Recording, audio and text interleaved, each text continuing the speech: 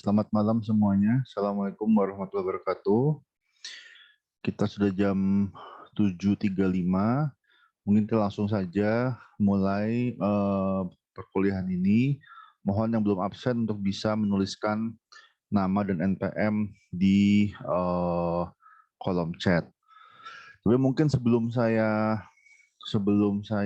memulai materi, saya ingin mengingatkan, jadi saya cek di silabus, teman-teman di sini ada tugas akhir ya, tugas akhir kelompok kalau nggak salah 15% terkait dengan di sini analisis kasus, tapi kalau nggak salah Pak Bagus bilang topik ada paper akhir terkait dengan topik leadership. Itu mungkin nanti terus terang saya belum tahu detailnya, tapi nanti dikumpulkan di minggu ujian. Jadi ada paper kelompok yang dikumpulkan di minggu ujian. Sudah pernah dibahas belum dengan Pak Bagus ya untuk paper akhir?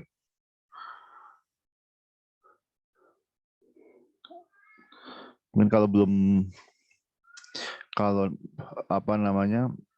Sudah, Pak. Sudah pernah. Iya. Terus, jadi sudah jelas ya. Saya nggak usah klarifikasi apa-apa ya soal tugas akhirnya ya. Mungkin Ira sebagai ketua kelasmu bisa. Oh, gimana? Apakah enggak, kalau misalnya ada yang nggak jelas, nanti saya klarifikasi dengan Pak Bagus karena kan itu sepertinya sudah dijelaskan di awal semester. Saya take over masalah materi tentang tugas akhir, nanti saya yang menilai, tapi sepertinya tugas akhir itu sudah sampaikan sebelum tengah semester gitu. Ira, mungkin nanti akan saya klarifikasi dengan Pak Bagus dan juga dengan Ira nanti mungkin tentang tugas akhir kelompok. Nanti setelah ini kita klarifikasi lagi tentang detailnya. Mungkin kita masuk saja ke materi.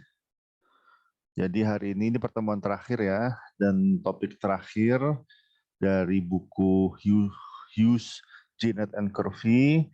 Di sini terkait chapter 17 betul. Ini mungkin ini PPT yang edisi sebelumnya, chapter 16. Di sini terkait dengan skill, keahlian-keahlian yang dibutuhkan untuk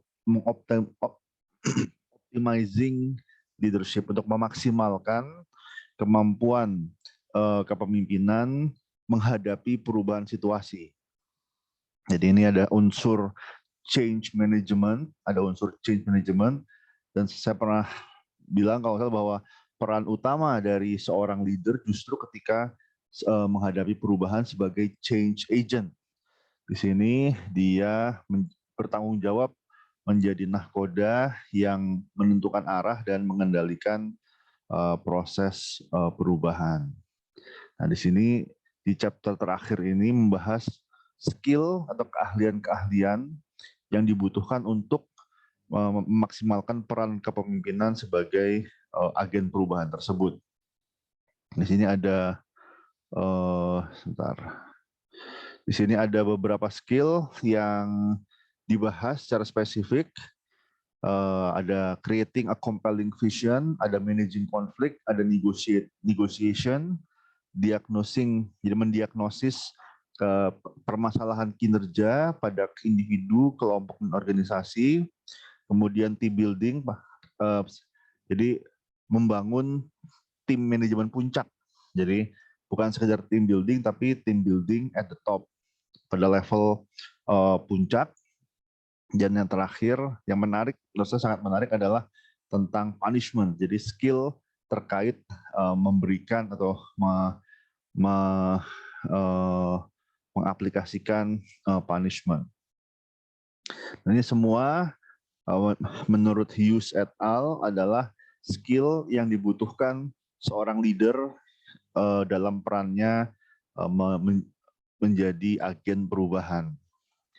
Yang pertama adalah creating a compelling vision, jadi ada visi intinya visi ini harus dikomunikasikan dan visi ini harus compelling, harus cukup menginspirasi. Nah, seringkali pemimpin sebagai agen perubahan gagal untuk atau kesulitan untuk menyampaikan sebuah deskripsi yang menggugah, yang inspiratif terkait bagaimana mereka bisa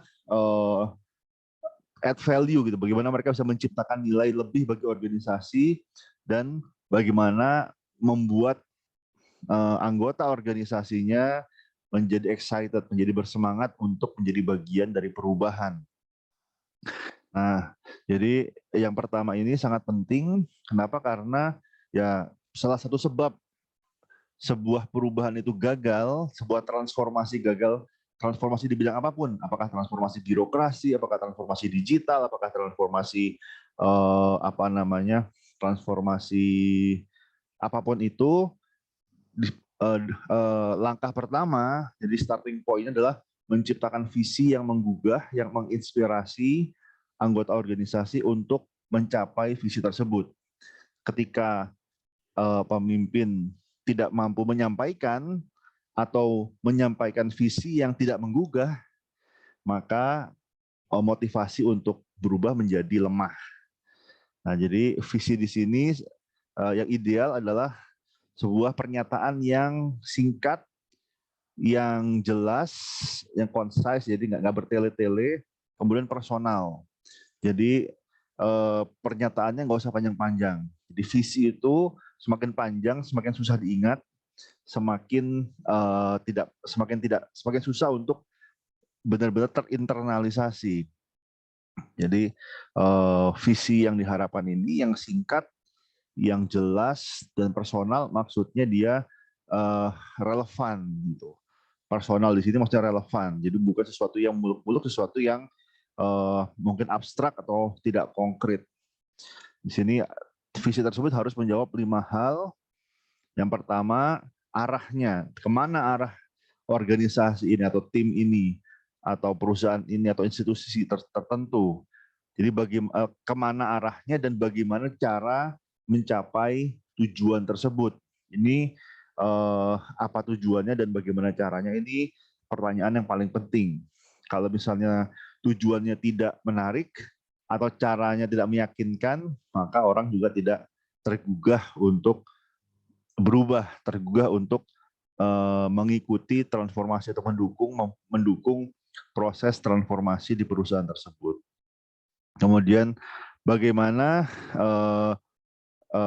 bagaimana tim atau organisasi bisa mencapai sasarannya, atau jadi tim win di sini maksudnya menciptakan keberhasilan yang kemudian bisa memperkuat keberhasilan organisasi secara lebih luas. Jadi bagaimana tim itu bisa menghasilkan suatu kinerja yang bermakna.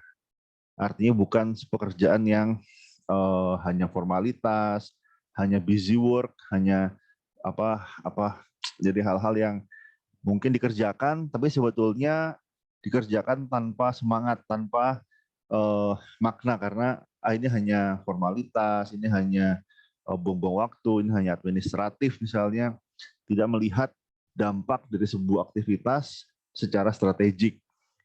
Jadi di sini yang kedua di sini menerjemahkan aktivitas dan pencapaian tim menjadi secara strategik menjadi pencapaian organisasi. Bagaimana kita bisa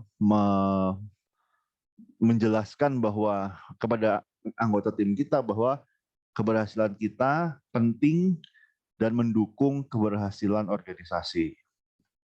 Kemudian yang berikutnya bagaimana speaker di sini pemimpinnya, bagaimana seorang pemimpin mendefinisikan kepemimpinan itu sendiri. Ada yang mendefinisikan kepemimpinan itu adalah bagaimana caranya dia bisa mencapai tujuan tanpa harus bekerja. Misalnya dia kebanyakan mendelegasikan, dia mengarahkan, tapi dia nggak ikutan kerja. Jangan ada juga yang mendefinisikan pemimpin, dia memimpin dari depan. Kalau dia menyuruh anak buahnya misalnya melakukan sesuatu, dia harus paling depan terlibat dalam proses tersebut, jadi memimpin dari depan. Jadi ada berbagai macam pendekatan, itu terlihat dari visinya. Jadi apakah visi ini mencerminkan gaya kepemimpinan. Jadi ada gaya kepemimpinan yang sifatnya mungkin task oriented, di mana dia harus mencapai sasaran, kemudian mungkin meletakkan pencapaian sasaran di atas relasional atau tujuan relasional. Ada juga yang mengutamakan relasional, harmoni, mencegah konflik di atas pencapaian sasaran. Ada juga yang bisa menyeimbangkan antara pencapaian sasaran dengan tujuan. Ini terlihat dari visinya. Kemudian apa yang membuat sang pemimpin tersebut excited menjadi seorang pemimpin? Jadi apa yang memotivasi pemimpin tersebut? Karena kalau misalnya anak buah tidak tahu atau tidak bisa melihat apa yang memotivasi pemimpinnya, ini akan membuat dia juga mungkin bisa jadi merasa skeptis terhadap motivasi dari pemimpinnya. Ini benar nggak nih pemimpin kita ini melakukan hal ini atau mengajukan visi yang mungkin radikal atau mungkin visi yang menantang, tapi ini untuk kepentingan siapa? Apa untuk kepentingan semua atau hanya untuk kepentingan pribadi? Itu terlihat dari yang keempat ini, apa yang memotivasi speakernya, apakah dia untuk kepentingan pribadi, apakah misalnya membangun network pribadi, memperkaya dalam arti memperkaya diri sendiri, atau bagaimana mengangkat organisasi secara keseluruhan. Dan yang terakhir, apa yang menjadi menjadi nilai inti atau nilai-nilai itu ya, apa yang penting bagi pemimpin itu. Jadi kelima hal ini walaupun banyak tapi bisa dijawab dari visi seorang pemimpin, terutama ketika dia memotivasi anak buahnya untuk berubah. Nah, tapi di sini ada 4 komponen. Ada 4 komponen dari visi yang dibutuhkan untuk bisa menjadi sesuatu visi yang menggugah.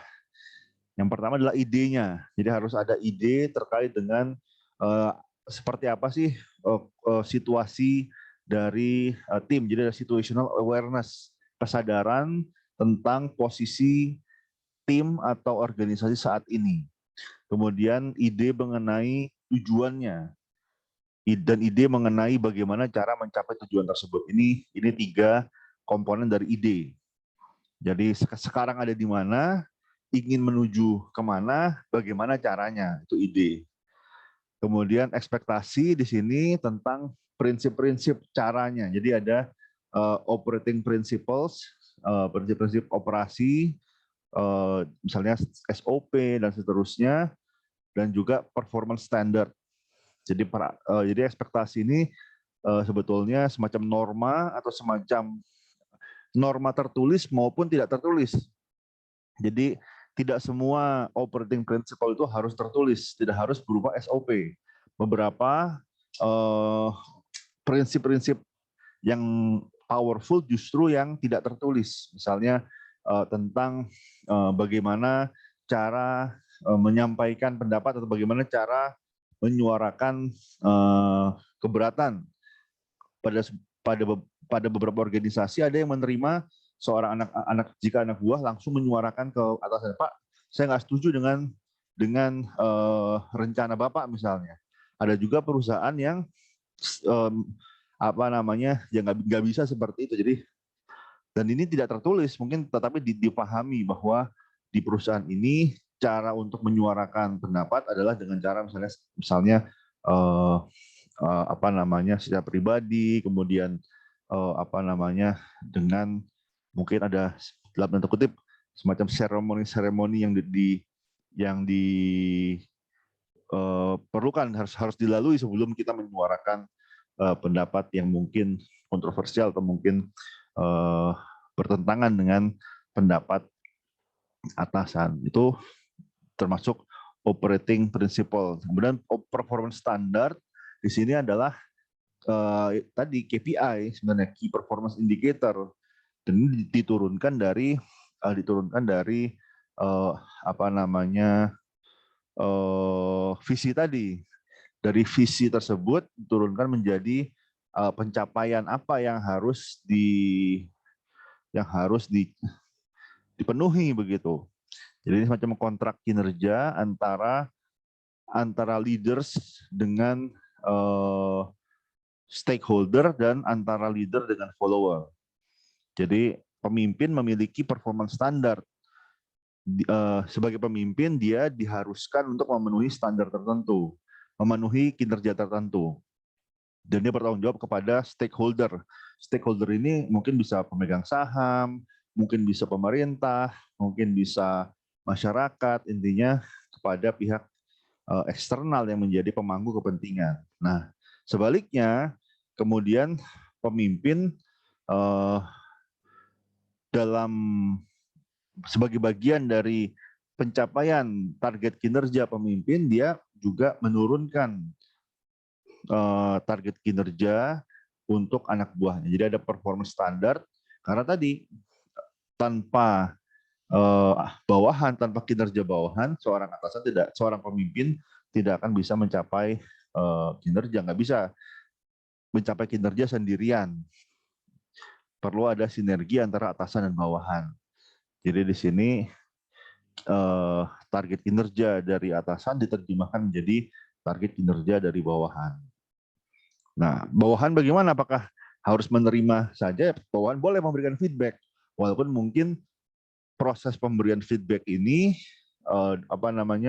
berbeda-beda antar organisasi. Ada yang pemberian feedbacknya bisa secara eksplisit, mungkin dengan dengan proses negosiasi, dengan proses diskusi untuk mencapai sebuah kontrak kinerja yang disepakati. Tetapi ada juga yang mungkin dari budayanya lebih ke arah satu arah, sehingga kemudian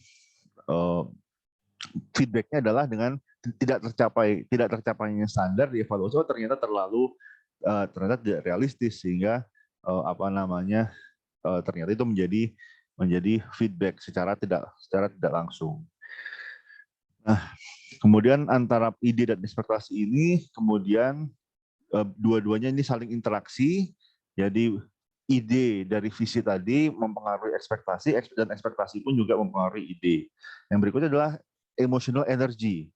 Jadi antara ide dan ekspektasi ini bersama-sama menciptakan passion. Passion ini jadi ada motivasi, sebetulnya motivasi untuk berubah.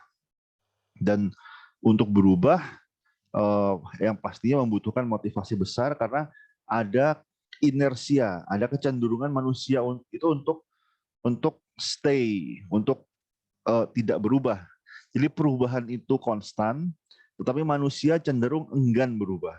Secara umum manusia itu makhluk habitus, makhluk dengan kebiasaan, ada habits. Dan habit seseorang itu seringkali tidak nyaman untuk dirubah. Ketika kita ingin merubah sesuatu, pasti menciptakan ketidaknyamanan. Dan untuk melawan ketidaknyamanan tersebut membutuhkan emotional energy. Di sini ada passion dan motivasi terkait tim dan terkait perubahan. Dan ini tidak bisa diciptakan tanpa ide dan ekspektasi. Jadi dengan ide, dengan ideas yang diadopsi secara internal oleh anak buah, kemudian ekspektasi yang diterima bersama, disepakati bersama, menciptakan emotional energy untuk mengalahkan, untuk melawan inersia, melawan keengganan atau kelembaman untuk berubah, untuk bergerak. Nah, di sini kemudian yang terakhir adalah adanya edge. Edge ini edge ini apa ya? Jadi kayak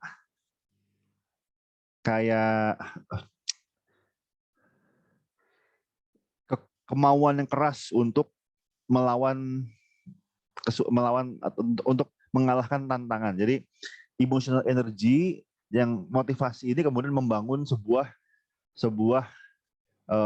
apa namanya edge tadi, terjemahan bahasa Indonesia mungkin agak susah ya. Tapi intinya dia sebuah kekuatan. Jadi sebuah kekuatan untuk mengambil dan menjalani keputusan-keputusan yang sulit. Itu dia. Jadi mungkin willpower atau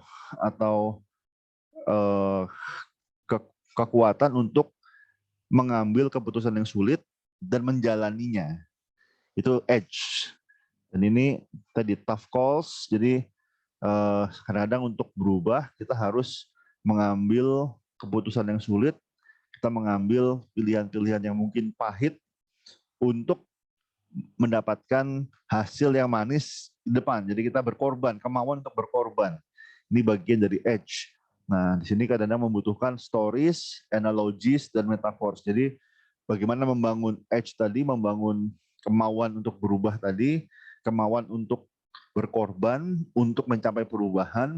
Ini seringkali dengan ada cerita-cerita, ada mitos-mitos, ada semacam apa namanya intinya suatu cerita yang bisa menginspirasi. Misalnya sebagai contoh Apple dengan kisah cerita tentang sejarah pendirian Apple bersama Steve Jobs dan teman-temannya ya, Woz dan lain-lain, itu menjadi sebuah story, sebuah cerita yang memotivasi karyawan Apple, sehingga ketika dibutuhkan perubahan, perubahan, apa namanya, stories tersebut bisa menjadi sumber inspirasi untuk bisa apa namanya, mengambil keputusan yang sulit. Dan ini biasanya intinya di perusahaan pasti ada cerita-cerita yang mungkin tidak formal ya, dan mungkin tidak jelas juga kebenaran apakah benar cerita yang terjadi, tapi biasanya ada semacam sirkulasi secara informal antara senior dengan junior, misalnya disampaikan cerita kisah-kisah yang itu memotivasi, membangun esprit de corps, membangun apa namanya, semangat kebersamaan. Jadi ada bagian dari proses orientasi, dan itu yang kadang-kadang diandalkan ketika kita memotivasi seseorang untuk berubah, dan kita mengingatkan dengan kisah mungkin senior-senior kita atau kisah pendahulu-pendahulu kita, kisah pendiri perusahaan dan seterusnya, yang bisa menjadi analogi, bisa menjadi sumber motivasi, sumber inspirasi bagi perubahan yang sedang dihadapi sekarang. Tapi di sini stories ini terakumulasi oleh waktu. Artinya ketika perusahaan baru berdiri, ya mereka sedang membangun story mereka sedang membangun apa namanya, membangun edge tadi. Nah, yang kemudian di masa depan ketika perusahaan perlu berubah, stories tadi bisa dikenang kembali untuk menciptakan motivasi untuk berubah. Nah, ini yang pertama, menciptakan visi. Jadi bisa menciptakan visi ini ada 4 komponennya, ada ide, ada ekspektasi, ada emotional energy, motivasi, kemudian ada edge. Edge ini tadi kemauan dan kemampuan untuk mengambil keputusan yang sulit, yang seringkali bersandar pada kisah-kisah atau apa namanya, kisah-kisah inspiratif mungkin dari sejarah organisasi. Kemudian yang terakhir adalah managing konflik. Kenapa? Karena hampir pasti ketika seorang pemimpin mencetuskan perubahan, mencetuskan transformasi, pasti ada yang mendukung dan ada yang menentang. Terutama yang sudah merasa nyaman, maka dia akan menentang perubahan. Kemudian dia yang merasa terancam, dia yang paling kuat menentang perubahan. Dan ini menciptakan konflik. Jadi konflik muncul ketika ada pihak-pihak yang berlawanan posisi, yang berlawanan memiliki memiliki interest, memiliki kepentingan dan tujuan yang bertentangan, yang tampak tidak cocok atau incompatible. Misalnya ketika anggota tim memiliki perbedaan yang mendalam dari sisi keyakinan, nilai-nilai pribadi dan tujuan. Misalnya ada yang memiliki visi yang sangat materialistis, misalnya yang dia ingin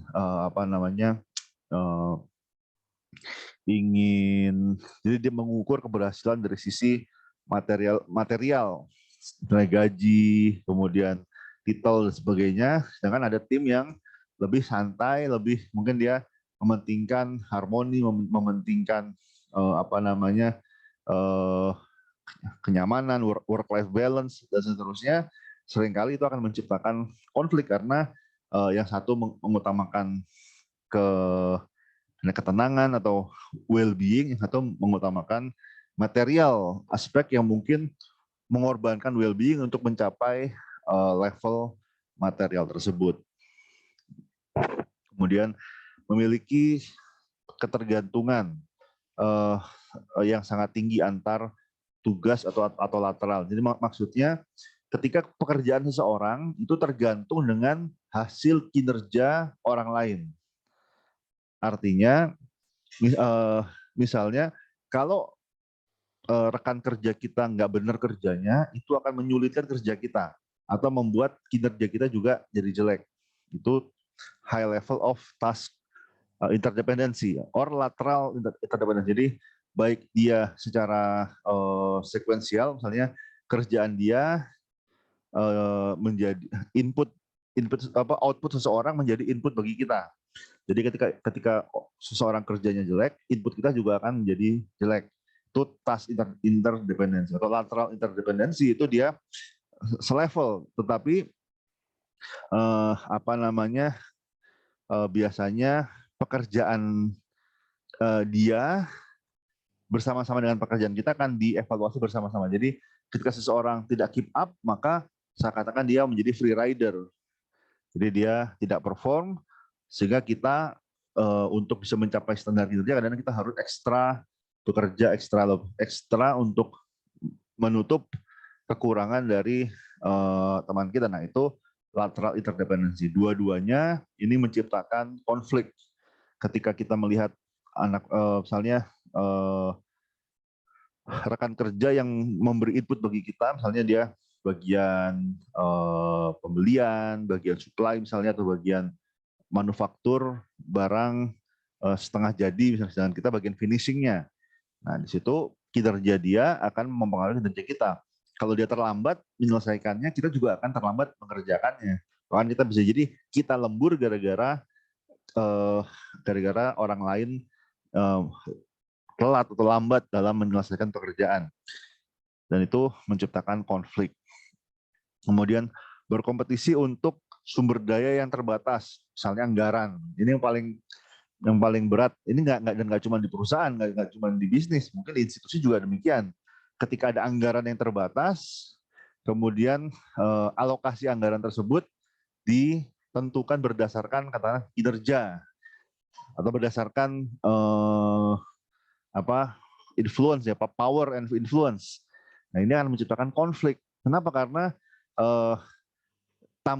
tambahan resources bagi kita diambil dari resources orang lain gitu. Jadi ada resources yang terbatas. Kalau kita butuh extra resources, maka kita harus mengambil dari jatah alokasi sumber daya orang lain. Ini kompetisi yang menciptakan konflik. Kemudian ada level stres yang tinggi. Jadi kadang-kadang konfliknya muncul simply karena stres. Misalnya ada deadline. Ya, kalau ketika deadline bawaannya marah-marah aja. bawaannya marah-marah, mungkin jadi hal-hal yang sebelumnya dapat ditoleransi menjadi tidak dapat ditoleransi. Jadi karena level of stress yang sangat tinggi. Kemudian menghadapi tuntutan yang uncertain or incompatible. Jadi ada ekspektasi dari atasan yang tidak pasti atau tidak cocok gitu. Jadi misalnya kita kita tidak punya latar belakang coding misalnya. Terus kita disuruh mengerjakan coding, suruh belajar, suruh mengerjakan coding, itu membuat kita stres juga dan bisa membuat kita mungkin merasakan adanya konflik ketika ada ekspektasi, ada tuntutan yang nggak masuk akal atau yang nggak jelas ini apa maksudnya, apa eh,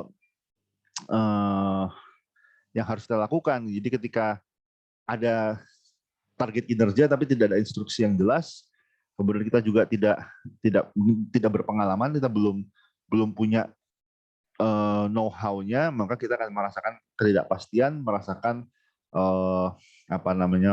konflik gitu. Dan di sini konflik juga terjadi ketika tindakannya tidak konsisten dengan goals dan visi. Jadi ini seringkali ini hal yang sering terjadi antara mulut dan tangan berbeda.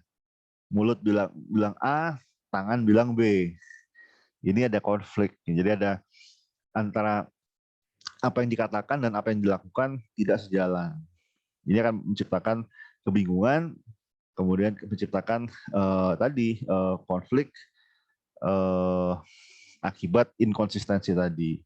Dan yang paling penting atau yang paling utama adalah komunikasi. Jadi ya hampir, kalau boleh dikatakan hampir semua konflik terjadi karena masalah komunikasi. Antara gagal berkomunikasi atau komunikasinya tidak sempurna. Jadi semua hal di sini ada perbedaan belief, interdependensi, kompetisi dan seterusnya bisa dimitigasi jika komunikasinya berjalan dengan baik. Jadi komunikasi, salah satu fungsi dari komunikasi adalah bisa memitigasi adanya konflik. Tetapi syaratnya komunikasinya harus harus efektif dan efisien, harus berjalan dengan baik. Ketika komunikasi tidak berjalan dengan baik, maka dia justru menjadi sumber konflik. Nah, di sini ada beberapa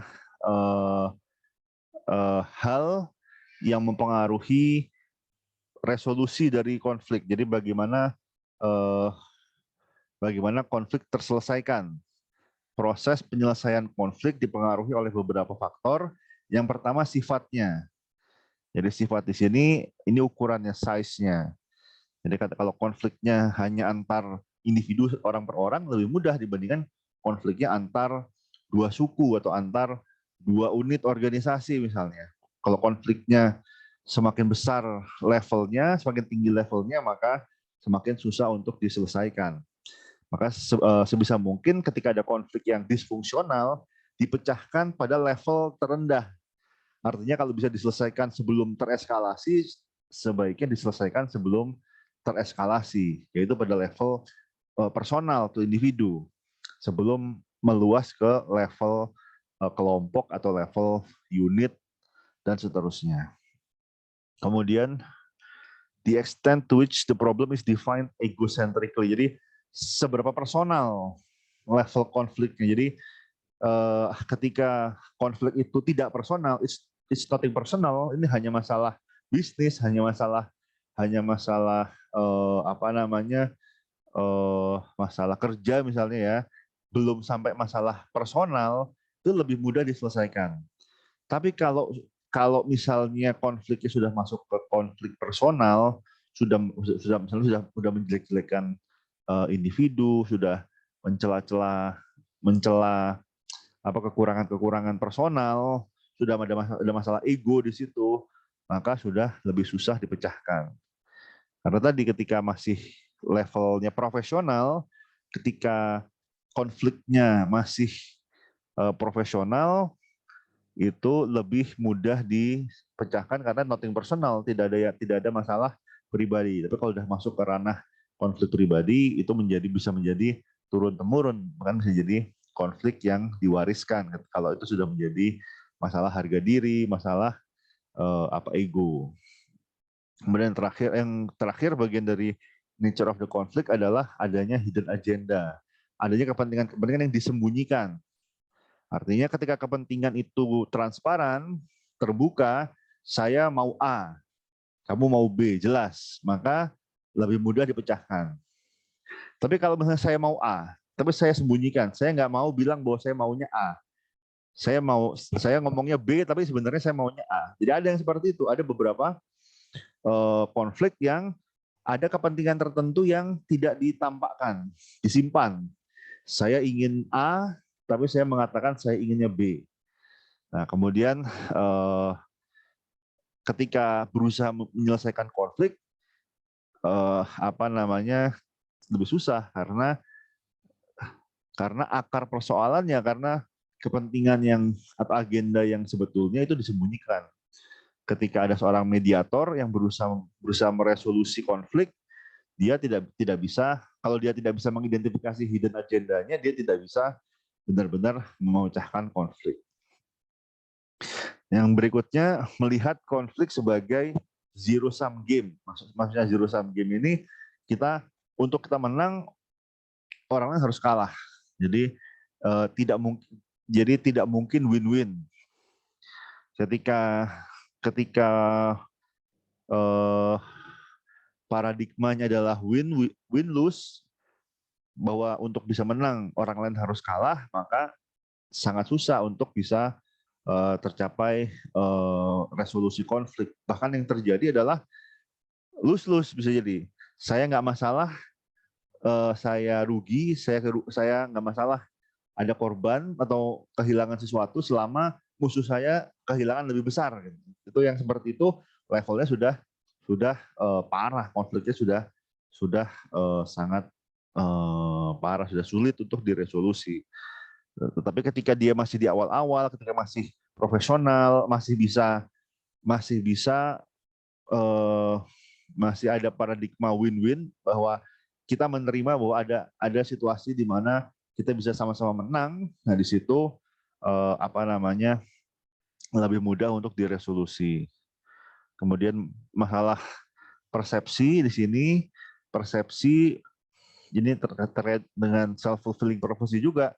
Kalau semua orang berpendapat bahwa konflik ini nggak mungkin dipecahkan, ya maka akan terpenuhi, tidak akan terpecahkan. Gitu. Tapi selama ada political will atau mungkin ada cukup kemauan untuk menyelesaikan konflik, dan ini harus ada balance of power juga, harus sama-sama, harus bareng-bareng, harus ada goodwill dari kedua belah pihak, maka di sini bisa diselesaikan.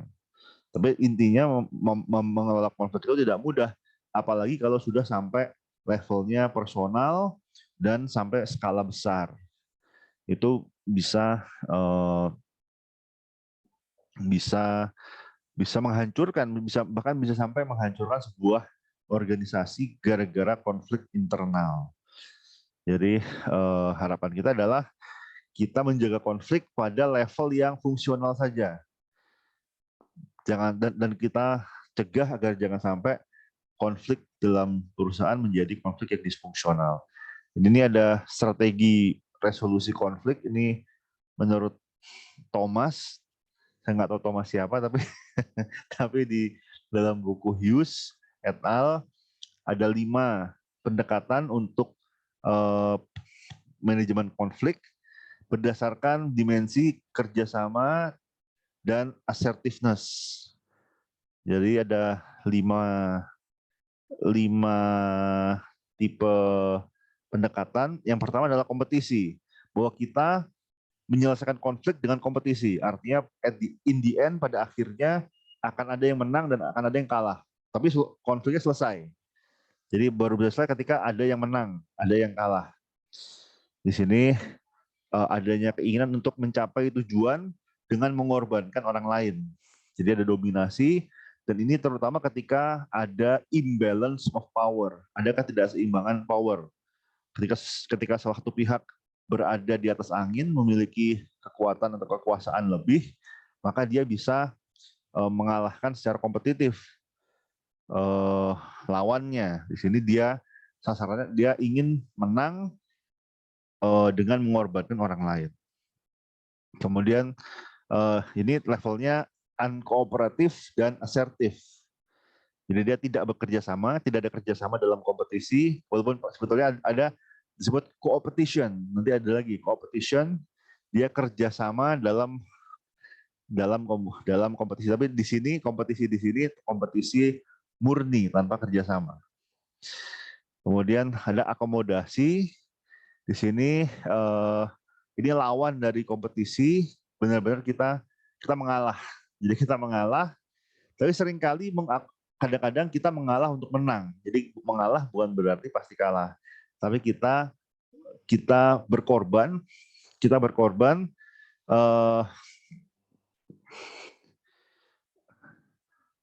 memenuhi objektif pihak lawan ya, pihak lawan dari konflik. Di sini kita menahan diri, jadi kita tidak mengutamakan kepentingan kita mengutamakan kepentingan orang lain. Ini taktik of appeasement, maksudnya kita mencari kedamaian. Jadi kita mengalah untuk bagaimana agar bisa damai walaupun kita terlihat kalah. Tapi seringkali dengan akomodasi ini yang sering terjadi adalah dengan akomodasi ini ada sasaran lebih besar yang bisa tercapai. Jadi mungkin kita mengalah untuk hal yang kecil dengan sasaran kita mencapai target yang lebih besar. Jadi ada strategi juga bahwa kita mengalah di sini nggak sembarangan mengalah. Kita perlu melihat ada kalanya kita perlu mengalah, ada kalanya kita harus mempertahankan posisi kita. Nah, ketika kita mengalah untuk hal yang kecil, tapi dengan hal yang kecil ini kita bisa mempertahankan sesuatu yang lebih besar, maka ini bisa menjadi taktik yang visible. Kita mengalah untuk hal-hal yang kecil agar menang di hal-hal yang besar. Kemudian ada sharing. Sharing di sini ada kompromi, kita membagi. Intinya kedua belah pihak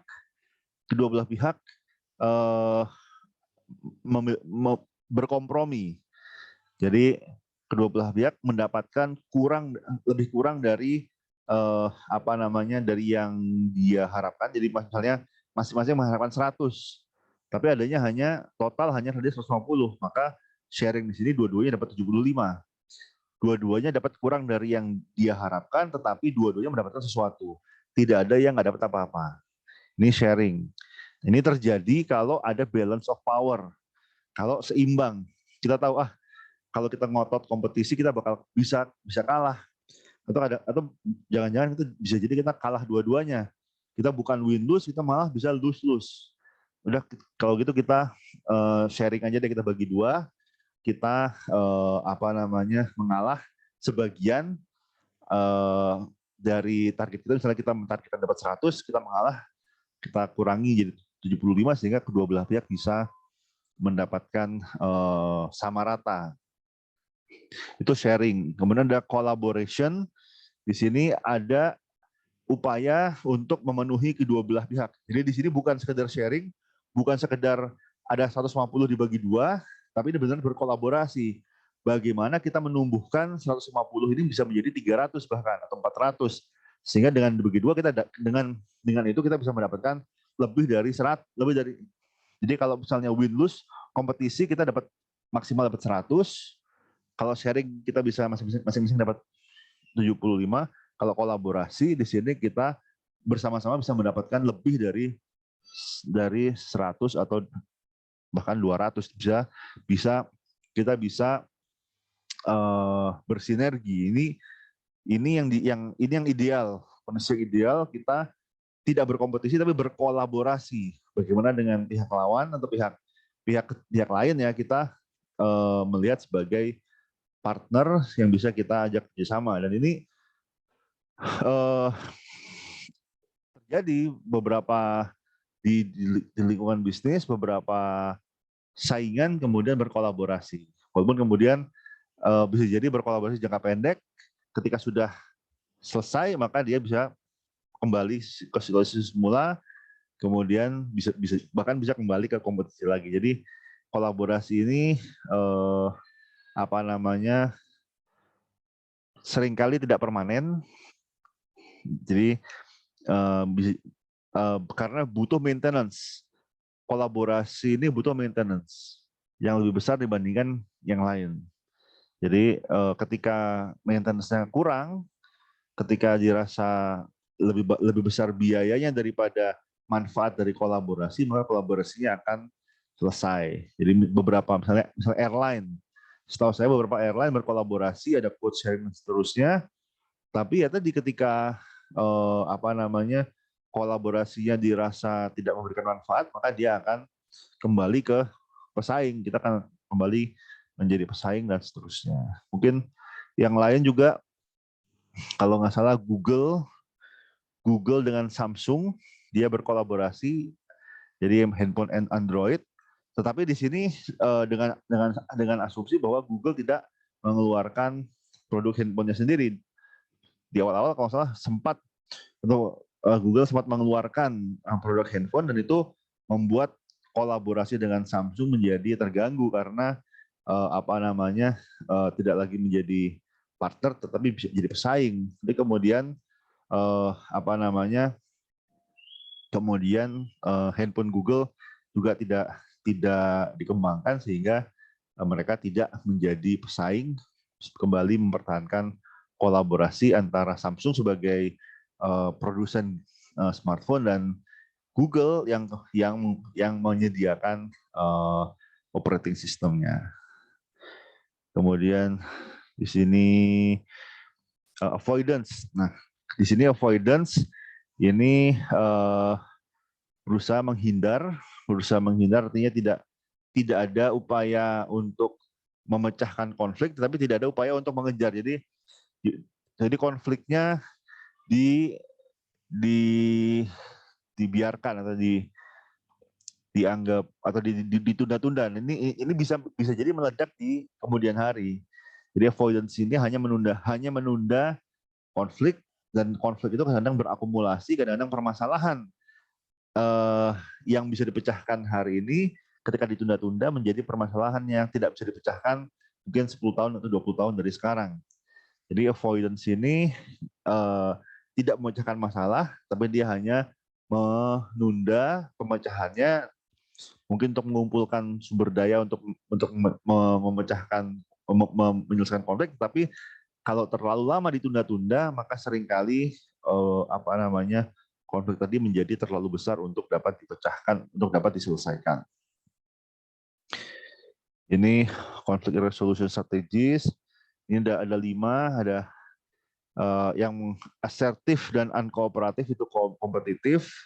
Kemudian ada unkooperatif dan unasertif ini neglect. Jadi yang ditunda-tunda, ditunda atau diabaikan. Kemudian ada kooperatif dan asertif, itu kolaborasi. Jadi bekerja sama dan dia aktif, tapi ini butuh maintenance. Ketika kolaborasi tidak di-maintain, maka dia akan pecah antara ke kompetitif, ke sharing, atau ke akomodatif. Jadi butuh maintenance agar tetap bertahan. Dan yang terakhir adalah akomodatif. Di sini mengalah, tapi biasanya mengalah untuk mencapai tujuan lain yang lebih besar atau dianggap lebih besar bagi pihak yang mengalah. Nah, ini untuk konflik dan bagaimana kita meresolusi konflik, terutama ketika kita mengelola perubahan. Kemudian yang berikutnya di sini adalah negosiasi. Ini adalah skill yang cukup penting ya, karena tadi bagian dari resolusi konflik. Ketika kita ada konflik, salah satu sumbernya adalah miskomunikasi atau breakdown dari proses komunikasi, dan negosiasi di sini adalah bagaimana kita mengkomunikasikan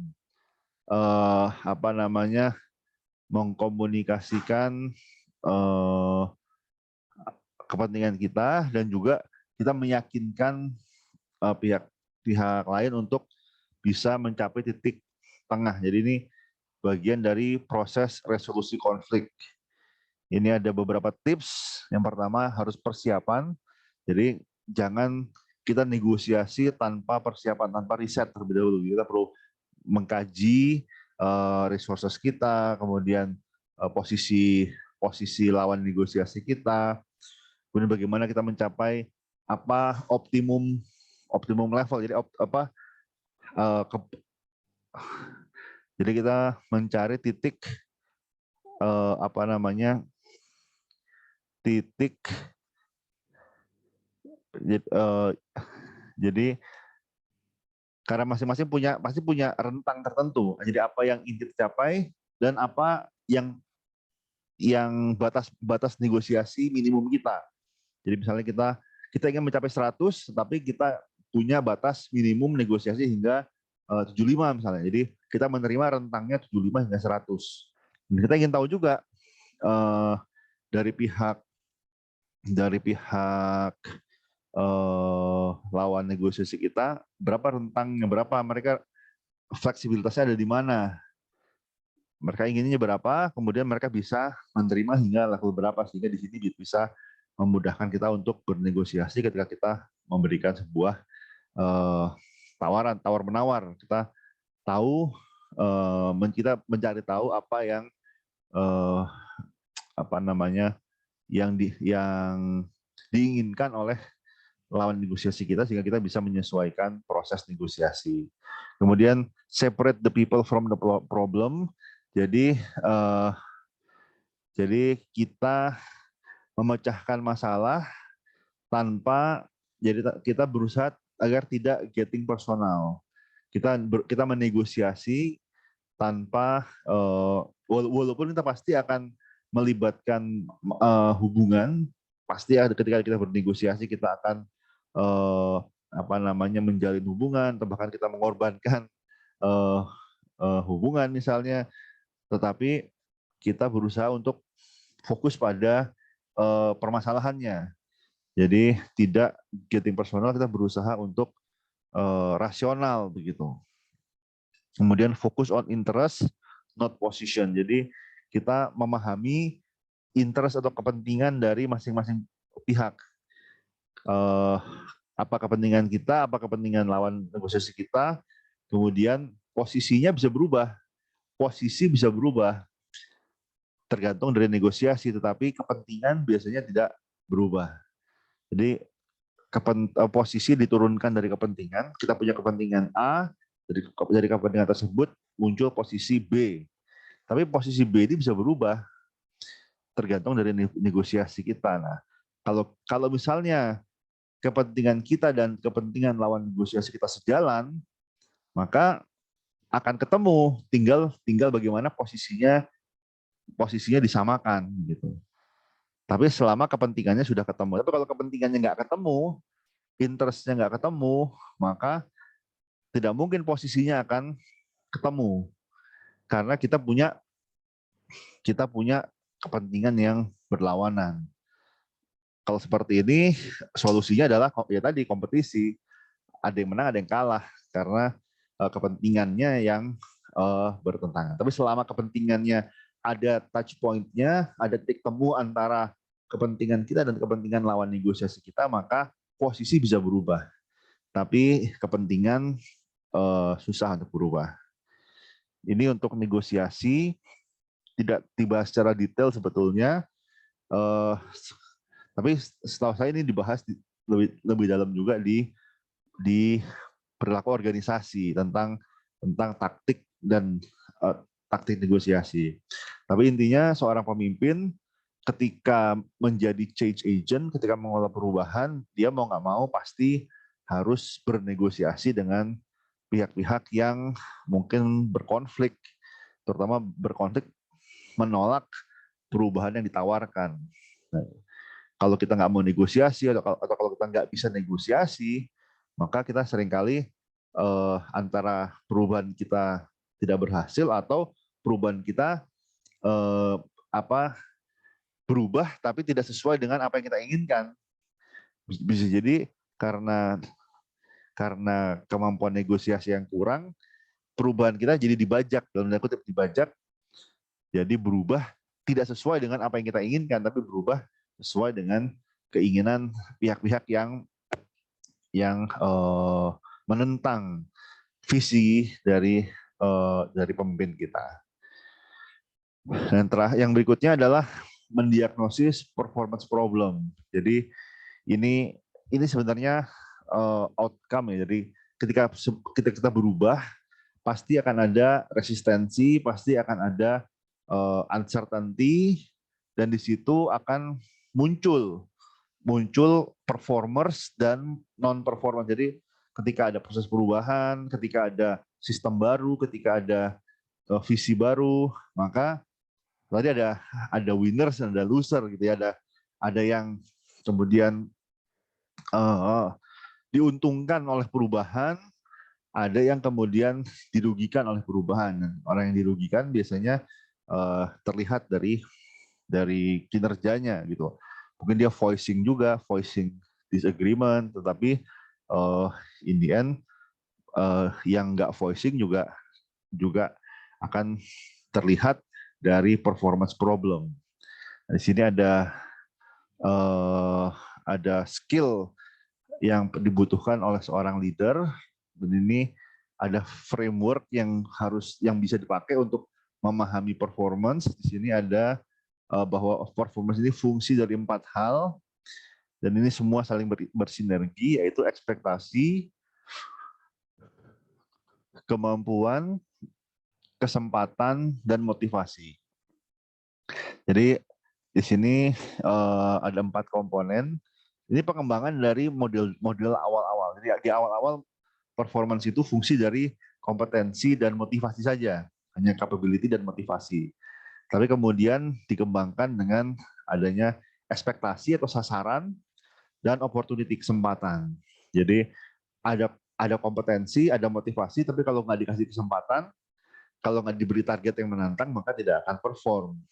Jadi di sini ini kerangka yang cukup komprehensif untuk menjelaskan kenapa sebuah tim atau seorang anak buah tidak perform sesuai ekspektasi, dan apa yang bisa dilakukan oleh pemimpin untuk mengkoreksi. Jadi ini adalah multiplikatif system. Jadi ini bukan tambah tapi kali. Artinya kalau ada satu komponen yang defisit, semuanya akan defisit. Jadi bukan tambah tapi kali, sehingga semuanya harus tinggi. Agar performance tinggi, semua komponen harus tinggi.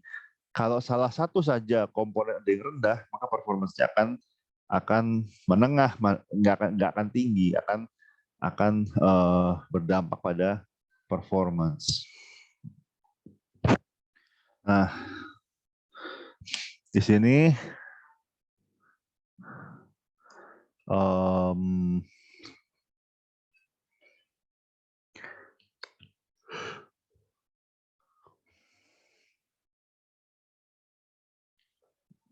ini model of performance, model kinerja. Ada 4. Yang pertama adalah ekspektasi, yaitu goal setting. Jadi kalau di awal-awal pertemuan pasca UTS mengenai goal setting sangat powerful, karena di sini kita bisa kita bisa menantang seseorang untuk bisa memaksimalkan potensinya, walaupun kalau berlebihan maka akan menciptakan stres. Di sini ekspektasi yang wajar, yang menantang tapi wajar, dan ini harus jelas. Kata kuncinya harus jelas. Kalau ekspektasi yang nggak jelas, maka itu akan menciptakan ketidakpastian yang kemudian membuat tim tidak bisa perform dengan maksimal. Jadi ekspektasi harus jelas, kemudian menantang, tapi masuk akal, masih visible. Nah, kemudian yang kedua kapabilitas, ini kompetensi. Kalau nggak kompeten, ada seseorang mendapatkan sasaran yang jelas, sasaran yang menantang, sasaran yang masuk akal, tapi dia nggak mampu, nggak kompeten, tidak punya kompetensi atau belum siap untuk mengemban peran tersebut. Maka di sini tidak akan perform. Di capabilities ini terdiri dari dua, yaitu kemampuan dan skill. Jadi kemampuan ini dia inherent, bawaan, di bakatnya. Kayak intelijen, IQ misalnya, kemudian misalnya jadi fisik ya, misalnya kekuatan fisik, terus mungkin kemahiran berbicara dan seterusnya, itu termasuk ability. Sedangkan skill adalah keahlian yang dikembangkan, jadi dilatih dan dikembangkan. Itu dua komponen dari kemampuan. Kemudian yang berikutnya adalah opportunity. Jadi seseorang diberi standar kinerja yang jelas, yang masuk akal, yang menantang, dia mampu, punya kemampuan yang cukup untuk memenuhi hal tersebut, tapi nggak dikasih kesempatan. Misalnya dia selalu diberikan arahan yang sangat ketat, yang nggak boleh berinovasi, maka dia nggak akan menunjukkan kemampuannya berinovasi. Kemudian kalau dia dikasih kerjaan yang mungkin terlalu mudah dan tidak dikasih kesempatan untuk menjadi pemimpin misalnya, atau untuk berkreasi, maka tidak akan muncul performance dia begitu. Jadi harus diberikan kesempatan, dan kesempatan ini juga termasuk support juga. Kesempatan itu bukan cuma disuruh-suruh aja, bukan dikasih tanggung jawab, tapi juga disupport. Jadi kesempatan di sini termasuk juga dengan tools-nya. Jadi ada seseorang dia punya kemampuan bagus, ada sasaran yang jelas, tapi kemudian dia nggak disupport.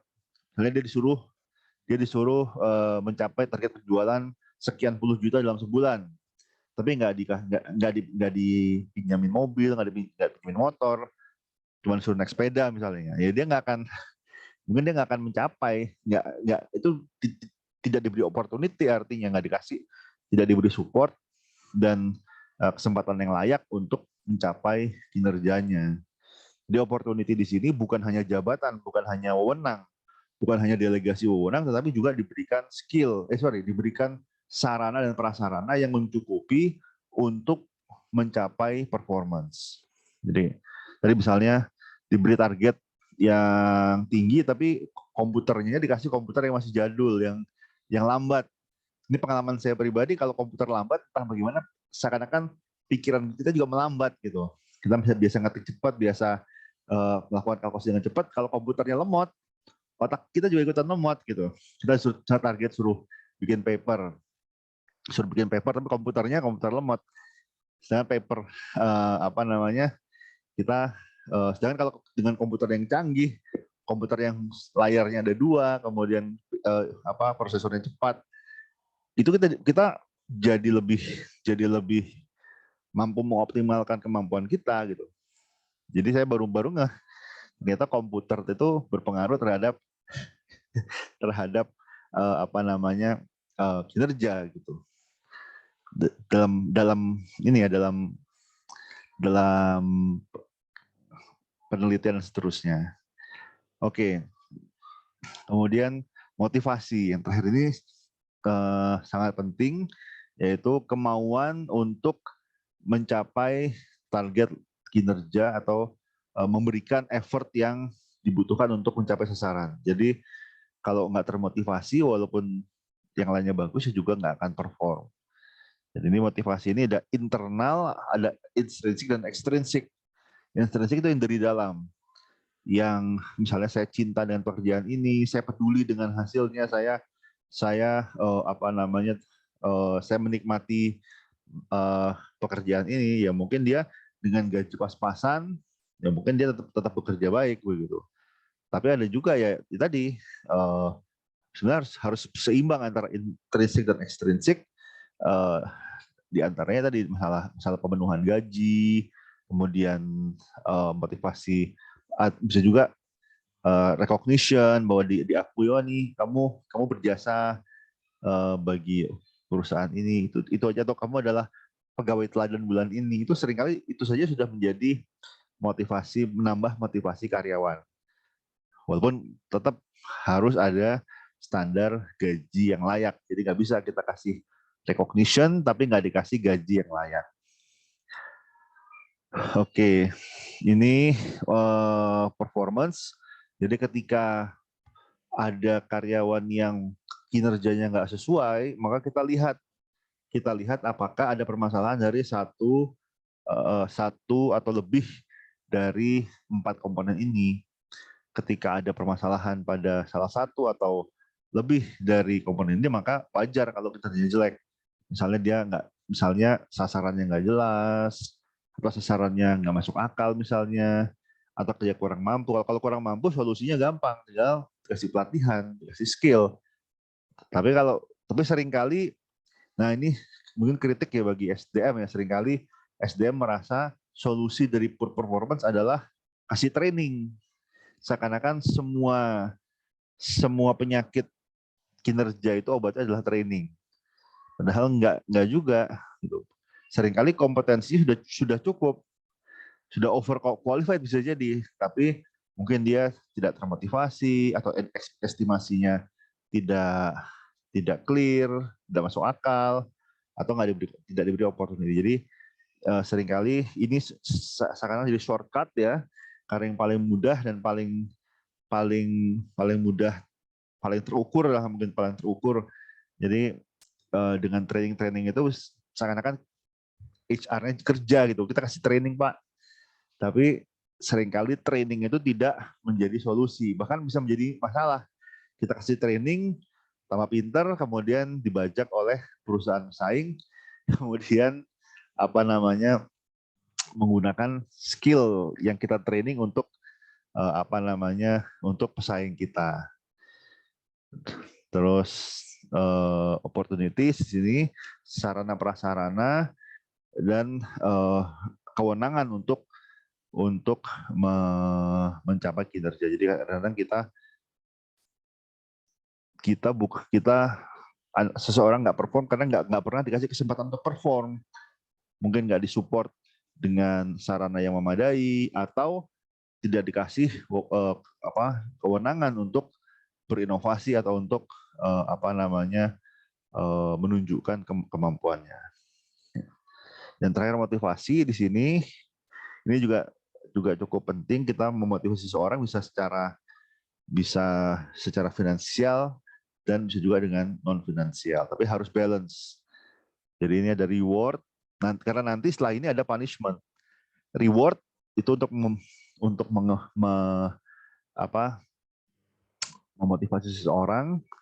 Nah, ketika seseorang itu tetap tidak perform atau menunjukkan perilaku yang tidak diperbolehkan, maka ada punishment yang nanti di akhir. Nah, ini skill berikutnya adalah team building at the top. Jadi top management team itu tidak sama dengan tim-tim biasa. Jadi top management team ini beberapa perbedaannya. Jadi seringkali top management team itu tidak berfungsi sebagai tim. Jadi dia top management team, tetapi masing-masing kerja sendiri-sendiri. Jadi jarang sekali top management team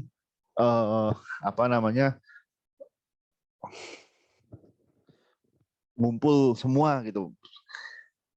Jadi rapat yang semua direktur ngumpul itu jarang sekali. Mungkin hanya rapat tahunan ya, mungkin hanya di saat-saat yang krisis sekali gitu. Tapi kalau situasi normal, maka jarang sekali top manajemen tim itu ngumpul. Jadi di sini pemimpin puncak ya, CEO harus mengetahui ini apakah situasi ini membutuhkan semuanya atau cukup dengan satu orang atau beberapa orang saja bekerja bersama-sama. Kemudian must stay the course, maksudnya harus konsisten ketika dibutuhkan kerja tim. Jadi oke, bahwa top manajemen tim itu jarang bekerja full sebagai tim, tetapi ketika dibutuhkan maka dia harus bisa menunjukkan kekompakan gitu, kekompakan dan konsistensi terhadap visi. Kenapa? Karena top manajemen tim itu set the tone at the top. Maksudnya anak buah melihat ke atasan dan ke tim atasan, ke top manajemen tim.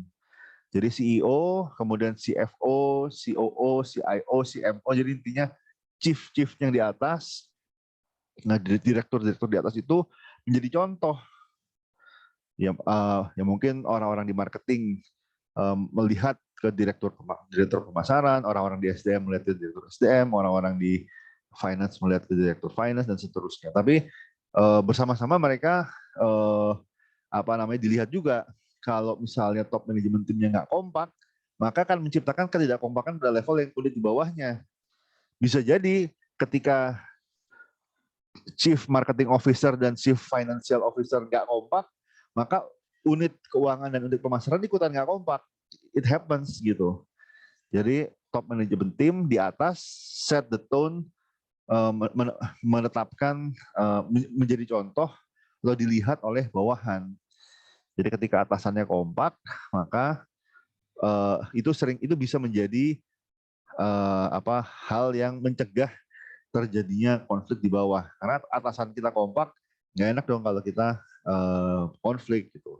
Dan memudahkan resolusi ketika top manajemen timnya kompak, ketika kalaupun ada masalah di bawah, lebih mudah diresolusi. Tapi kalau misalnya dari atas sudah nggak kompak, terus di bawah ada konflik, malah meledak, bisa malah memperbesar permasalahan. Jadi di sini executive teams have an opportunity to enhance teamwork throughout the organization. Jadi memiliki kesempatan besar untuk meningkatkan kerja tim di seluruh organisasi. Tadi set the tone at the top, dicontoh oleh anak buah, kemudian hanya top manajemen tim yang bisa merubah sistem organisasional. Jadi ketika sistemnya membutuhkan perubahan, yang memiliki posisi untuk merubah adalah top manajemen tim. Sehingga di sini dibutuhkan kekompakan yang tinggi, walaupun kerjanya mungkin tidak harus tim. Jadi kerjanya mungkin sendiri-sendiri, tapi kekompakan antar top manajemen tim memudahkan memperkuat kinerja kerjasama bawahan, dan ketika ada permasalahan lebih cepat diselesaikan. Ini ada tripwire lesson, jadi jebakan Batman ya. Tripwire itu jebakan, hal-hal yang harus dihindari. Ini harus dihindari. Call the performing unit a team, but really manage member as individual. Jadi maksudnya kita membentuk sebuah tim kerja. Jadi ada beberapa orang karyawan, ada 5 orang karyawan, misalnya kita bentuk, kamu jadi sebuah tim. Tapi kita mengelolanya bukan sebagai tim. Jadi namanya doang tim, tapi kerjanya sendiri-sendiri. Itu tripwire pertama. Kemudian create an inappropriate authority balance. Jadi ada ketidakseimbangan otoritas. Jadi misalnya kita misalnya, jadi misalnya ada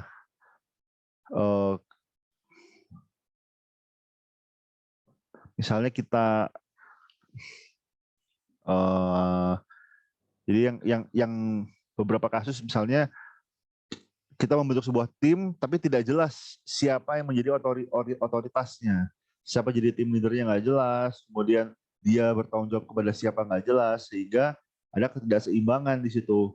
Ini misalnya anak buah dia melapor ke tim leader atau melapor ke atasan di unitnya, misalnya dia diambil dari unit yang berbeda, tapi tidak ada instruksi yang jelas mengenai chain of command, sehingga kewenangan itu nggak jelas ada di mana. Kalau seperti itu bisa jadi semuanya ingin ikut campur, atau semuanya nggak ada yang mau ikut campur, nggak ada yang mau ambil keputusan. Dua-duanya nggak benar. Kalau nggak ada yang mau ambil keputusan, maka dia inersia. Dia nggak bisa bekerja. Tapi kalau semuanya ingin mengambil keputusan, malah jadinya jadi konflik begitu. Kemudian assemble of a large group of people. Nah, jadi mengumpulkan sekelompok orang, kemudian dikasih pembekalan secara umum apa yang harus dicapai, kemudian diserahkan ke masing-masing untuk work out the detail. Jadi detailnya dibiarin. Nah, ini tripwire.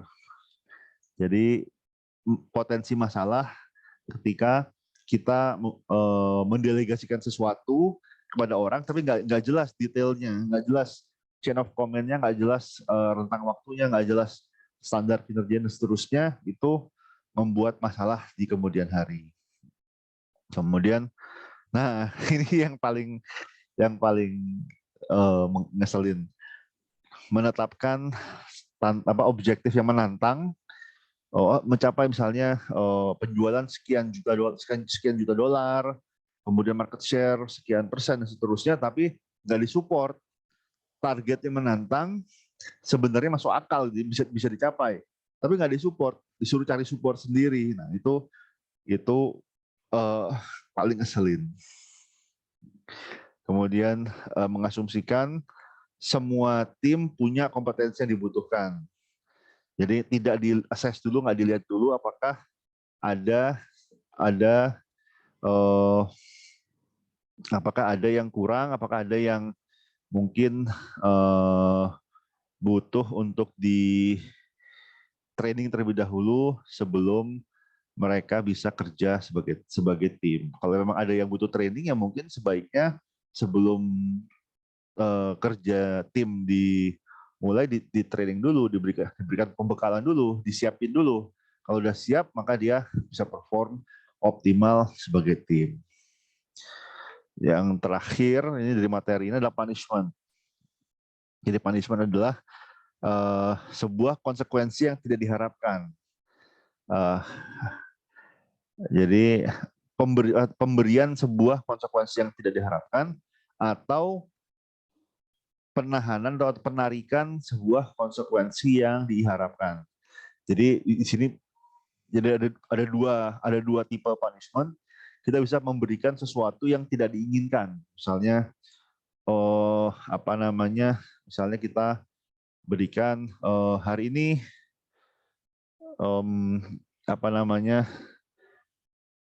potong gaji misalnya.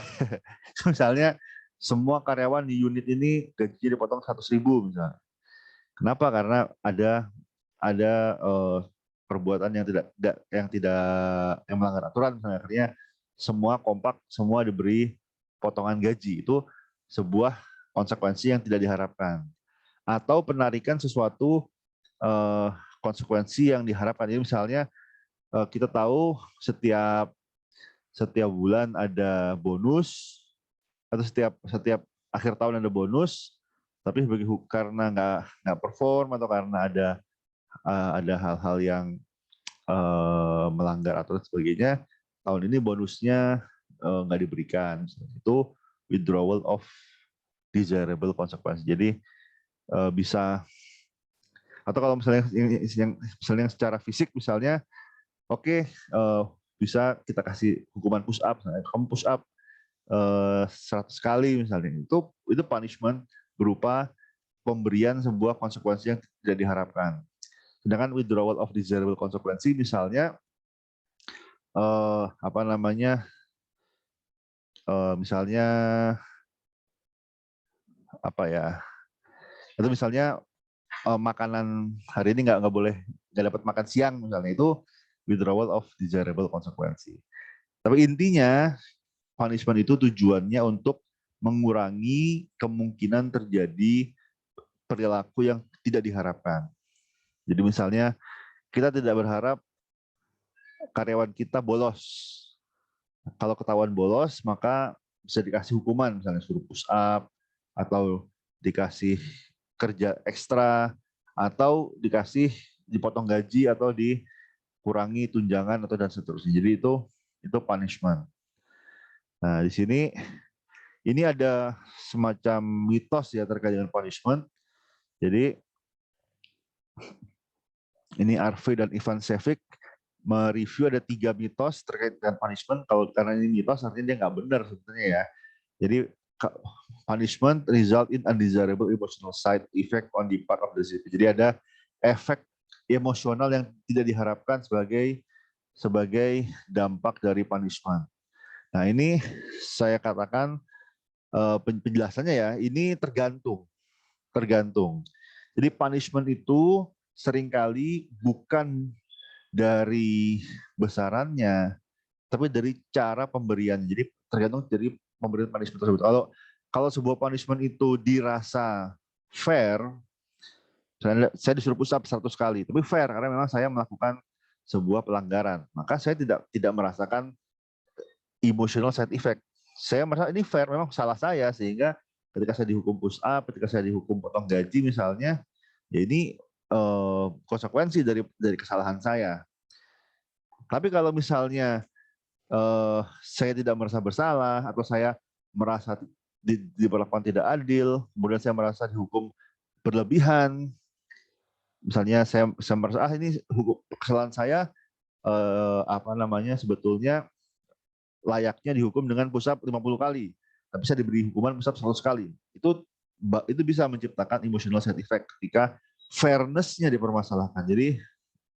Jadi di sini seringkali bukan masalah dihukumnya, tapi merasa diperlakukan tidak adil.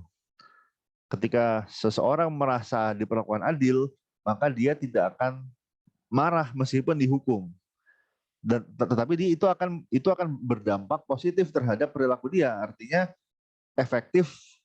Jadi punishment itu efektif ketika dia dirasa fair. Dia akan benar-benar mengurangi perilaku yang tidak diharapkan ketika dia dipersepsikan adil. Tapi kalau misalnya dipersepsikan tidak adil, misalnya saya bolos dihukum musab 100 kali, teman saya bolos nggak diapa-apakan, itu menciptakan persepsi tidak adil, ada inkonsistensi.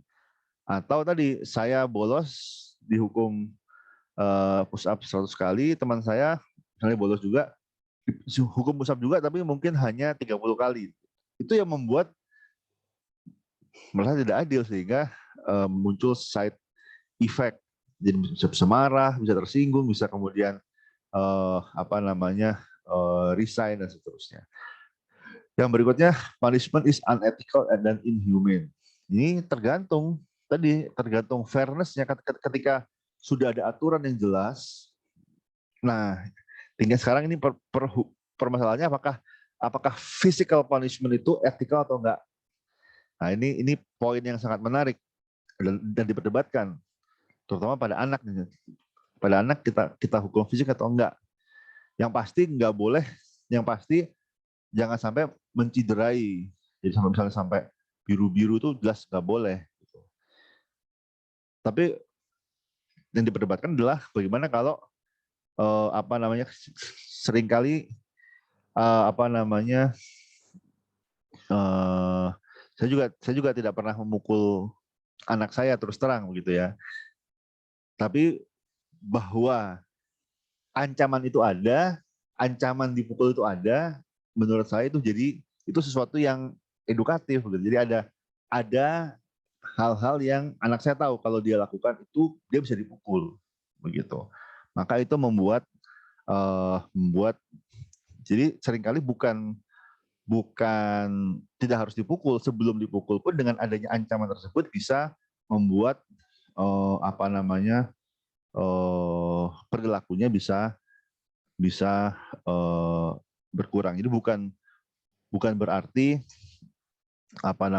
hukuman itu harus diterapkan terlebih dahulu. Seringkali hanya dengan adanya ancaman tersebut, maka itu bisa mencegah terjadinya hal yang nggak diharapkan. Tapi harus diterapkan. Kalau sudah ada hukuman, sudah ada aturan tersebut, ketika nggak diterapkan, maka akan muncul persepsi tidak adil. Ini nggak adil, dia dipukul, dia melanggar tapi nggak dipukul. Padahal seharusnya pukul. Maka misalnya ada 2 orang, jelas aturannya, kalau melanggar dipukul, maka harus dipukul. walaupun pukulan yang tidak menyakitkan. Itu pukulan yang tidak melukai. Jadi ada pukulan yang menyakitkan tapi tidak melukai, ada pukulan yang memang bisa melukai, ada dampak medisnya, misalnya sampai biru, sampai berdarah dan seterusnya. Itu jelas tidak etis dan tidak manusiawi. Tapi intinya punishment itu bagian yang nggak terpisahkan sebetulnya. Ketika reward saja tanpa punishment, maka akan muncul perilaku-perilaku yang tidak diharapkan. Jadi kita kasih reward terus, reward aja. Tapi kita nggak pernah ngasih punishment. Ini nggak benar, gitu. Hasilnya adalah ya dia nggak ada rasa takut, gitu. Nggak ada rasa takut untuk melakukan suatu hal yang nggak boleh. Bukan berarti kita harus menciptakan rasa takut. Kalau kita ingin kreativitas, kita harus ada toleransi terhadap kesalahan. Kalau salah, jangan semua kesalahan dihukum. Kalau kesalahan itu kesalahan yang fair maksudnya bagian dari dia berinovasi, dari berkreasi, maka jangan dihukum. Tapi kalau kesalahan itu berulang atau kesalahan itu dinikmati, nah itu harus dihukum. Kalau enggak, maka dia akan terinforce bahwa saya menikmati kesalahan saya ini, toh nggak dihukum. Jadi seperti itu. Kemudian punishment rarely works anyway. Ini mitos. Artinya punishment itu berfungsi. Salah kalau ada orang berpendapat, ada nggak ada hukuman nggak ngaruh, sama aja. Nggak benar. Karena hukuman itu berfungsi. Buktinya apa? Buktinya kita ada hukum. Kalau misalnya melanggar aturan lalu lintas, ditilang. Kalau misalnya kita mencuri, ditangkap. Nah, masalahnya adalah implementasinya, bukan punishment-nya yang salah. Bukan punishment-nya yang salah, tetapi seringkali implementasi dari hukum tersebut yang salah. Ketika hukum tidak diberlakukan secara konsisten, misalnya ada orang mencuri ayam dihukum penjara 2 tahun, ada orang mencuri uang negara 30 miliar, cuma dihukum 6 bulan, baru di sini tidak berfungsi. Bukan karena hukumannya, tapi fairness-nya yang membuat orang saya orang mencuri ayam dihukum 2 tahun 30 miliar, misalnya dihukumnya hanya 6 bulan, udah sekalian aja mencuri gede sekalian. Nah itu yang nggak betul, gitu.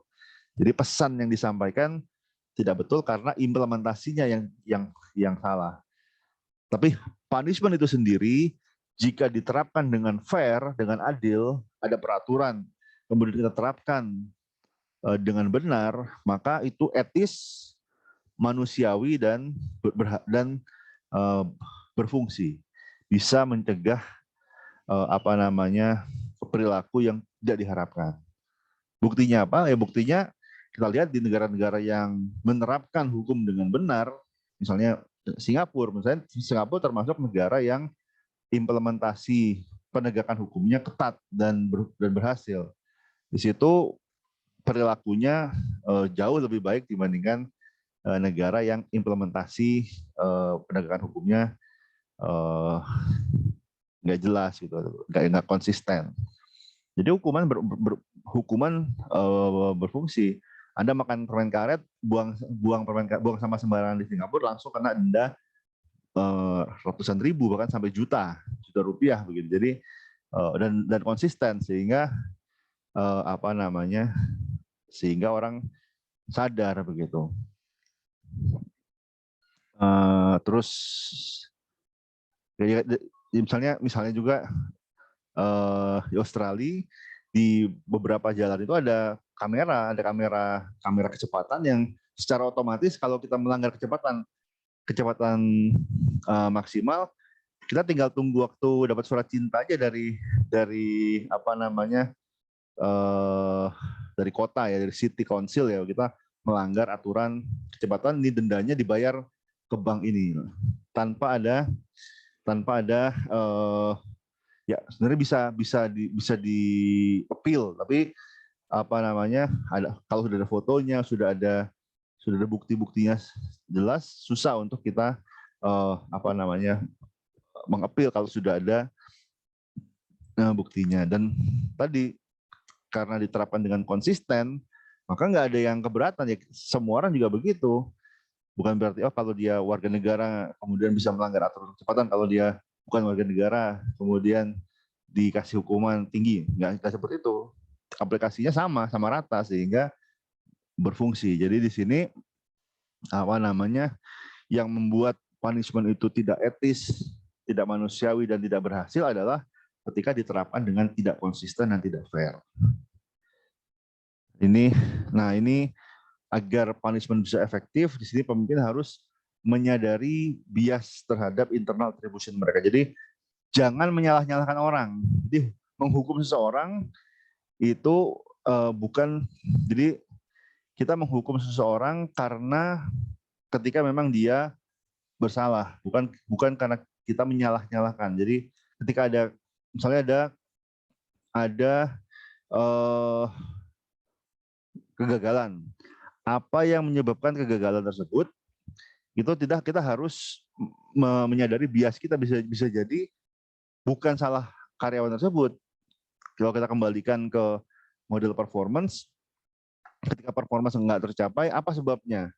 Kalau sebabnya adalah kurangnya ekspektasi, itu bukan salah dia, salah kita sebagai pemimpin. Kenapa kita tidak menetapkan goals yang jelas? Kalau masalahnya masalah support, masalah opportunity, itu ketika dia nggak perform, bukan salah anak buah, salah pemimpin karena tidak memberikan support yang layak. Ketika dia kurang kompetensi pun sebetulnya bukan salah dia, karena skill itu kita harus memberikan training begitu. Tapi kalau memang ternyata dia dia punya kekurangan kompetensi tapi dia nggak mau memperbaiki diri, dia dia sudah ada sarana prasarana nggak mau dipakai, jadi itu masalah willingness, dia secara willful dia nggak mau perform, maka di situ baru bisa diberikan punishment gitu. Kemudian gather as many facts as possible, jadi harus ada bukti yang kuat, jangan gampang-gampang menghukum, harus ada fakta dan bukti yang kuat sampai diperoleh temuan yang konklusif baru bisa kita hukum. Kalau masih praduga, kita nggak boleh menghukum. Itu termasuk dari penerapannya, implementasinya. Jadi agar hukuman itu efektif, manusiawi dan etis, kita harus mengadopsi praduga nggak bersalah. Kalau tidak ada bukti, maka praduganya adalah tidak bersalah. Hanya setelah ada bukti yang jelas, yang konklusif, baru kita bisa mengatakan seseorang bersalah dan kita terapkan hukuman sesuai peraturan. Kalau dia nggak bersalah ya jangan hukum. Kalau nggak ada bukti dia bersalah jangan dihukum. Kemudian fokus pada perbuatan, bukan pada orang. Jadi kita menghukum karena perbuatannya, bukan karena orangnya. Jadi kita tidak melihat orangnya, kita fokus pada perbuatannya. Katakanlah dia misalnya anaknya bos misalnya, atau anaknya direktur misalnya, atau anaknya siapa, anggota DPR, atau anaknya anggota DPR dan seterusnya, bukan masalah itu, jangan dilihat. Kita fokus pada apa yang dia lakukan. Anak presiden sekalipun kalau dia melanggar peraturan maka harus dihukum sesuai dengan peraturan. Itu yang harus dipegang begitu. Kemudian konsisten across both behaviors and leader. Jadi kita harus konsisten. Intinya konsisten,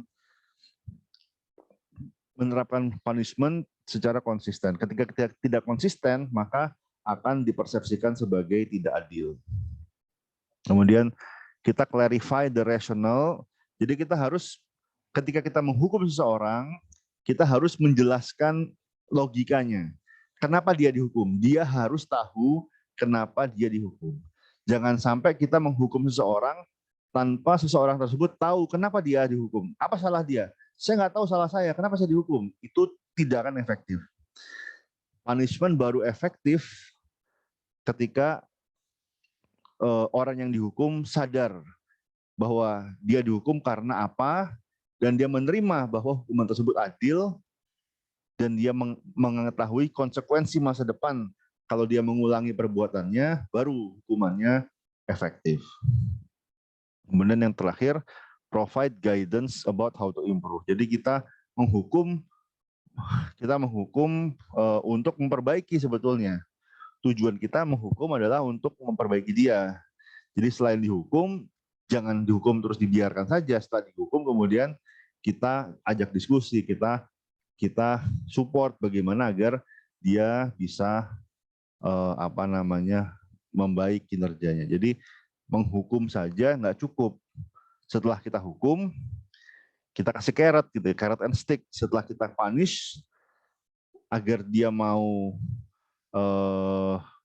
membaik, kita kasih carrot, kita kasih motivasi gimana caranya agar dia termotivasi untuk tidak mengulangi perbuatannya dan termotivasi untuk mencapai kinerja yang lebih baik. Oke, ini poin untuk chapter 16 atau chapter 17 di buku Hughes yang edisi terbaru. Kita sudah jam 9:11. Oke, sebelum saya tutup, mungkin saya ingin mengkonfirmasi lagi atau memastikan lagi. Jadi kita akan ada UAS. Materi UAS intinya apa yang ada di emas. Jadi materi hari ini dan recordingnya semua saya upload di emas. Kemudian silahkan mengakses emas untuk belajar dari buku dan dari PPT. Selain dari itu, jadi soalnya essay pastinya, jadi lebih ke arah kasus. Saya belum buat soalnya terus terang, jadi belum bisa. Jadi intinya berupa essay, open book pastinya, waktunya mungkin sekitar 2,5 jam. Jadi standar untuk ujian, dan dikumpulkan lewat emas. Jadi nanti soal ujian akan saya blast di emas, kemudian dikumpulkan via emas juga. Apalagi ya. Kemudian, jangan lupa untuk mengerjakan tugas akhir kelompok berupa essay terkait dengan kasus kepemimpinan. Yang detailnya mungkin akan saya klarifikasi dengan Pak Bagus, akan saya sampaikan ke ketua kelas. Oke, ada yang mau ditanyakan? Belum saya tutup. Pak, izin Pak, kalau nggak salah pas yang sama Pak Bagus itu, Pak Bagus bilangnya makalahnya itu individu, Pak. Oh, Anda mau individu atau mau kelompok? Kalau mau kelompok, kalau di silabus kan kelompok. Di silabus kelompok. Agak kalau mau individu ya nggak apa-apa, tinggal dirubah jadi individu.